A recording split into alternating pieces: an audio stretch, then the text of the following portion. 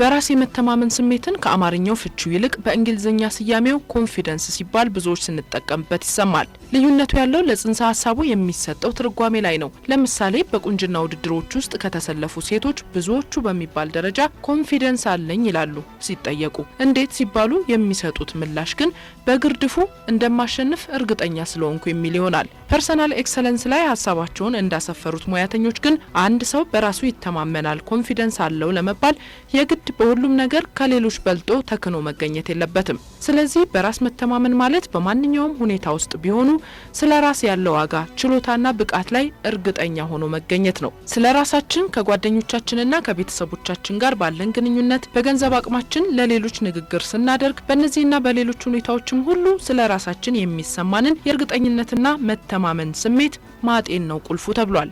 ስለምንነቱ ይህንን ካልን በቀላሉ ልናዳብረው ስለምንችለው ስለዚህ በራስ የሚኖር የእርግጠኝነት ስሜት ወይም ኮንፊደንስ ደግሞ ዊኪሃው ላይ የተቀመጠውን መንገድ እናሳያችሁ። እነዚህ ነጥቦች በራሱ የሚተማመን ሰው ሆናችሁ ለራሳችሁ በሰጣችሁት ዋጋ ልክ ሌሎችም እንዲዳኟችሁ የሚያደርጉ ናቸው። የመጀመሪያው አለባበስ ነው። ጥሩ ያልሆነ አለባበስ በራስ መተማመንን ያጎድላል። ይህ ሲባል ደግሞ ሁሌም አዲስ ልብስና መጫሚያ መግዛት ይኖርብናል ማለትም አይደለም።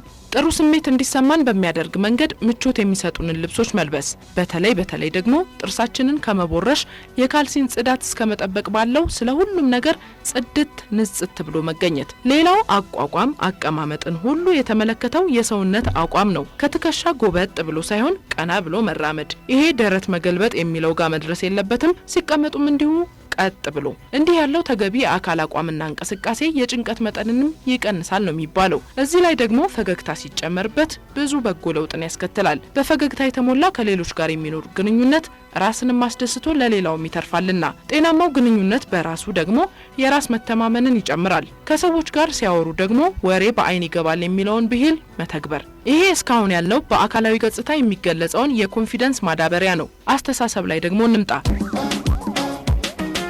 ራስን ማድነቅና ማንነትን ማወቅ መኮፈስ አይደለም። ሰው ቅድሚያ ራሱን ሲወድና ሲያከብርም ነው ስለሌሎችም በጎ አመለካከት የሚኖረው ይላሉ። ስለዚህ አስቀድሞ የኔ ተሰጥኦና መልካም ጎኖቼ ምንድናቸው ሲሉ ራስን መጠየቅ፣ ከዚያም እያንዳንዷን በጎ ጎን ደግሞ በጽሁፍ ማስፈር። ይህንን ማድረግ ደግሞ ማናችንም ምሉ አይደለንምና ለራሳችን ያለን ስሜት ወረድ ሲል መለስ ብሎ ያሉንን መልካም ነገሮች ለማስታወስ ይረዳል። በሌላኛው ገጽ ደግሞ ምን ጻፉ ተብሏል መሰላችሁ? በራሳችሁ መተማመን እንዳይሰማችሁ የሚያደርጓችሁን እንቅፋቶች። ጓደኛ ለማፍራት ነው፣ ጥሩ ያልሆነ የትምህርትና የስራ ውጤት፣ ሌላም። አንዱን ምሳሌ ሲሰጡ የትምህርት ውጤታችሁ ተበላሸ እንበል አሉ። ከዚያ ጥያቄዎችን ጠይቁ። እውነት በደንብ አጥንቼ ነበር? ከአስተማሪዎቼ ጋር በሚገባው መንገድ ተገናኝቼ ነበር? የመሳሰለውን። መልሱ አዎ ከሆነ በቃ የምትችሉትን አድርጋችሁ ነውና የወደቃችሁት። በራስ መተማመናችሁን የሚነጥቅ ምንም ምክንያት የለም ይላሉ። ደግሞ አንድ ነገር አስታውሱ አሉ ጸሐፊዎቹ።